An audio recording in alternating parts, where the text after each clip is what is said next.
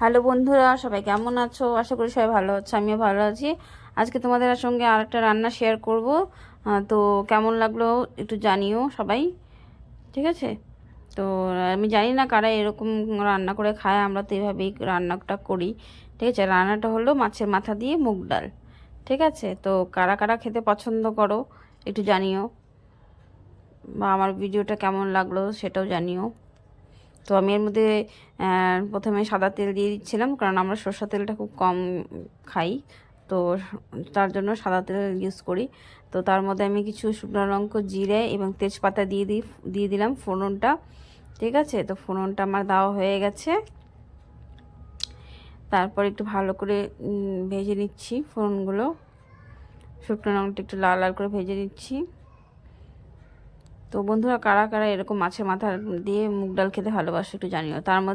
এর মধ্যে আমি কিছু আদা জিরে বাটা দিয়ে দিলাম। আদা জিরে বাটাটা দিলে ভালো লাগে খেতে।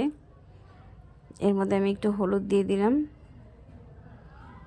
ফোড়নের সময় হলুদটা দিলে কালারটা ভালো হয়, যার জন্য আমি হলুদটা পরেই দিই।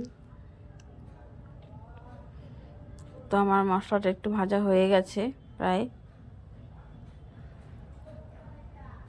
না ভালো করে না ভেজে নিলে পরে তাহলে একটু আর কি কাঁচা কাঁচা গন্ধ করবে। তারপরে এদিকে আমি মুগ ডালটা সেদ্ধ করে রেখেছিলাম, কুকারের মধ্যে সেদ্ধ করে নিয়েছিলাম তাড়াহুড়ার জন্য।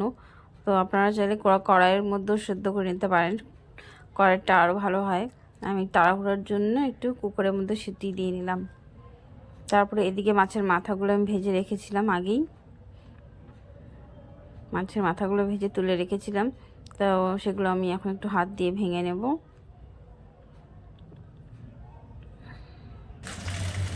আমার মাছটা ভাজা হয়ে গেছে প্রায়, তো আমি তার মধ্যে মুগ ডালটা অ্যাড করে দিলাম।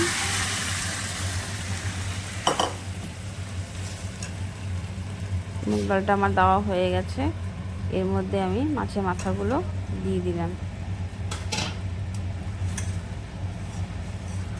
তো কারা এইভাবে মুগ ডাল খেতে ভালোবাসো মাছের মাথা দিয়ে একটু কমেন্ট করে জানিও।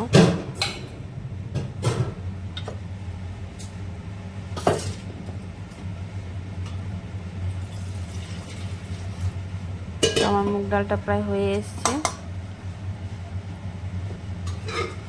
এবারে এর মধ্যে আমি একটু শাহি গরম মশলা অ্যাড করে দিচ্ছি। গরম মশলাটা দিলে একটু ভালো সেন্টটা হয়।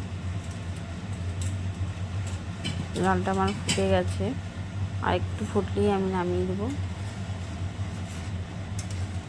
কারণ মুগ ডালটা নামানোর পরে একটু গাঢ় হয়ে যায়। এর মধ্যে আমি একটু ঘি দিয়ে দিলাম।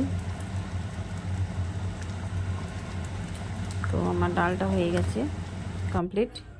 এই যে আমার ডালটা ফাইনাল কেমন হয়েছে সবাই জানিও।